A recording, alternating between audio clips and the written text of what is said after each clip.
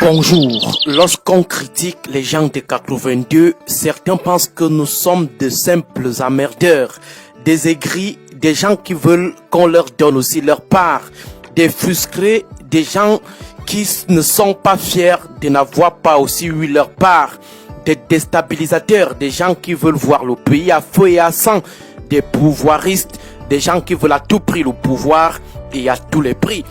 Pourtant, lorsqu'on observe le fonctionnement et l'état d'esprit des gens de 82, on ne peut être habité que par un esprit de révolte. On ne peut qu'avoir les nerfs très tendus. Déjà parce que vous ne voyez que des gens animés par un souci profond de rendre les pauvres plus pauvres, de voir le peuple miséré, de voir les en bas d'en bas plus en bas. Les petites choses qui peuvent aider ce peuple à s'en sortir, ils les détournent lorsqu'ils ne les détruisent pas simplement. La tactique de la terre brûlée, après eux, le Cameroun ne doit plus exister.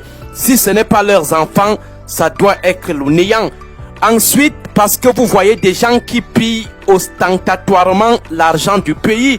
Ils mangent avec cet argent sous vos yeux en vous narguant. On dirait qu'ils vous demandaient de faire ce que vous voulez, d'aller les accuser là où vous voulez, d'aller brûler le lac si vous n'en pouvez plus. C'est leur pays. Enfin, parce que vous avez un peuple qui affectionne l'oppression.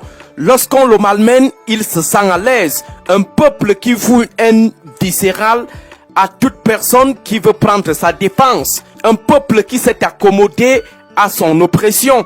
Mettez même le paracétamol à 1000 francs, il est lui à l'aise. Mettez même le gaz domestique à 36 000 francs, c'est une bonne nouvelle pour ce peuple.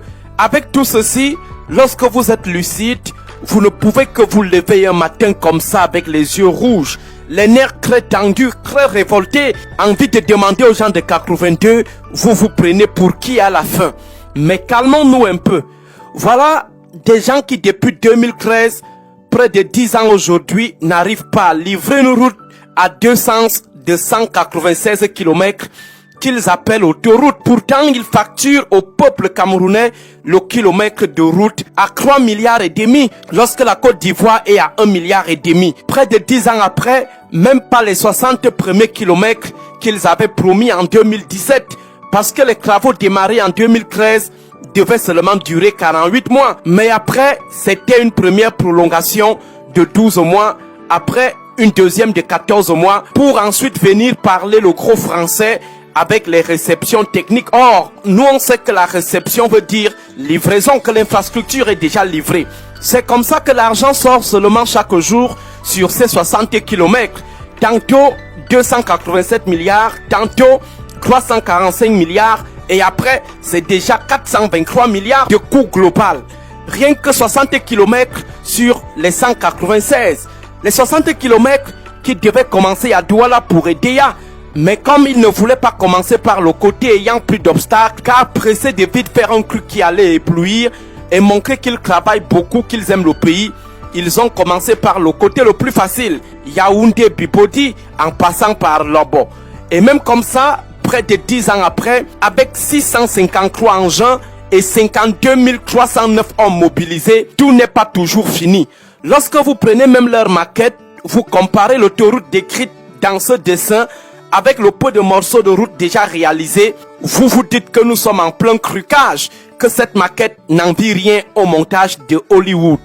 Vous vous dites seulement à voix basse, ils nous ont encore eu. Ils nous ont encore eu après avoir spolié les riverains de cette première phase, les terres arrachées et l'argent des indemnisations détournées par les barons de la chaîne des opérations d'indemnisation, des autorités locales au sommet, en passant par la préfecture de Monatélé et les services du gouverneur du centre de l'époque pour ce qui est de Lobo. Si 60 km et dans la partie la plus facile de ce tronçon prennent plus de 400 milliards, prennent plus de 10 ans de travaux, qu'en sera-t-il alors des 135 km qui restent et qui regorgent un nombre très élevé d'obstacles naturels, sûrement 30 ans et 1500 milliards, même si pour le moment, il parle de 812 milliards.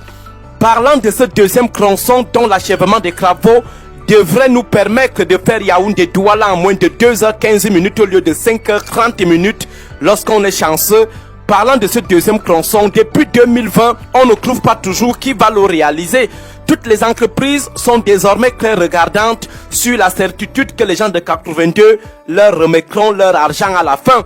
Elles ont tiré les leçons du traitement que ces gens ont infligé à l'entreprise chèque, entreprise ayant gagné le marché des 60 km, qui jusqu'à ce jour réclame encore son argent. Le paiement des décomptes traîne toujours. Et ce qui vous rend encore plus nerveux, c'est lorsque vous apprenez des ultra-patriotes que ce projet a reçu 2 awards d'une lugubre structure internationale. La flagornerie est toujours la flagornerie. Bon début de semaine à tous.